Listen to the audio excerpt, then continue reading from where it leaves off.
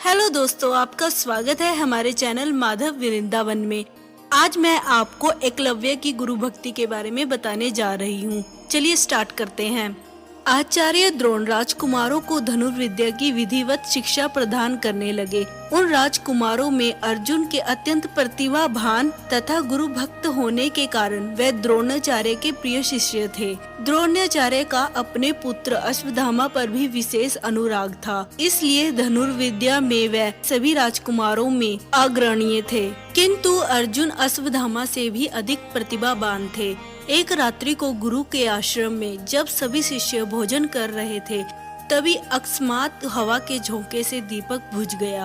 अर्जुन ने देखा कि अंधकार हो जाने पर भी भोजन के कोर को हाथ मुंह तक ले जाता है।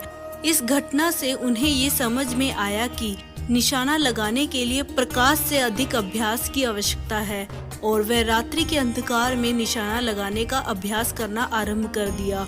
गुरु द्रोण उनके इस प्रकार के अभ्यास से अत्यंत प्रसन्न हुए। उन्होंने अर्जुन को धनुर्विद्या के साथ ही साथ गदा, तोमर, तलवार आदि शास्त्रों के प्रयोग से निपुण कर दिया। उन्हीं दिनों हिरण्यधनु नामक निषाद का पुत्र एकलव्य भी धनुर्विद्या सीखने के उद्देश्य से द्रोणाचार्य के आश्रम में आया, किंतु निम्न वर्ण का होने के कारण द्रोणाचार्य ने उसे अपना शिष्य बनाना स्वीकार नहीं किया। निराश होकर एकलव्य वन में चला गया। उसने द्रोणाचार्य की एक मूर्ति बनाई और उस मूर्ति को गुरु मानकर धनुर्विद्या का अभ्यास करने लगा। एकाग्रचित से साधना करते हुए अल्पकाल में ही वह धनुर्विद्या में अत्यंत निपुण हो गया। एक दिन सारे राजकुमार गुरु द्रोण के साथ आखेट के लिए उसी वन में गए, जहाँ पर एकलव्य आश्रम बनाकर धनुर्विद्या का अभ्यास कर रहा था। राजकुमारों का कुत्ता भटक कर एकलव्य के आश्रम में जा पहुँचा। एकलव्य को देखकर वह भौंकने लगा। इससे क्रोधित होकर एकलव्य ने उस कुत्ते पर अपना वाण चला चलाकर उसके मुंह को वाणों से भर दिए।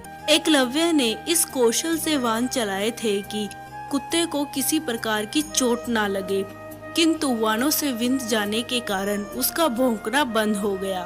कुत्ते के लौटने पर जब अर्जुन ने धनुर्विद्या के उस कौशल को देखा तो वह द्रोणाचार्य से बोले, हे गुरुदेव, इस कुत्ते के मुंह में जिस कौशल से वाण चलाए गए हैं, उससे तो प्रतीत होता है कि यहाँ पर कोई मुझसे भी बड़ा धनुर्धर रहता है। अपने सभी शिष्यों को लेकर द्रोणाचार्य एकलव्य के पास पहुँचे और पूछा, हे वत्स, क्या ये वाण तुम ही ने चलाए? एकलव्य के स्वीकार करने पर उन्होंने पुनः प्रश्न किया, तुम्हें धनुर्विद्या की शिक्षा देने वाले कौन हैं? एकलव्य ने उत्तर दिया, गुरुदेव, मैंने तो आपको ही गुरु स्वीकार करके धनुर्विद्या सीखी है।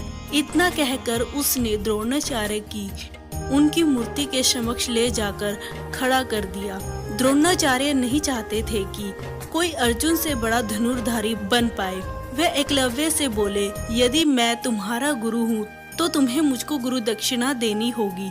एकलव्य बोला, गुरुदेव, गुरु दक्षिणा के रूप में आप जो भी मांगेंगे मैं देने के लिए तैयार हूँ। इस पर द्रोणाचार्य ने एकलव्य से गुरु दक्षिणा के रूप में उसके दाहिने हाथ के अंगूठे की मांग की।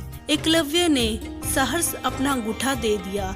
इस प्रकार एकलव्य अपने हाथ से धनुष चलाने में असमर्थ हो गया, तो अपने पैरों से धनुष चलाने का अभ्यास करना आरंभ कर दिया। ये जानकारी जानकर आपको कैसा लगा? हमारे चैनल को सब्सक्राइब कर लीजिए और साथ में दिए हुए बेल आइकन को भी क्लिक कर दीजिए, ताकि हमारी वीडियो आप तक सबसे पहले पहुंचे।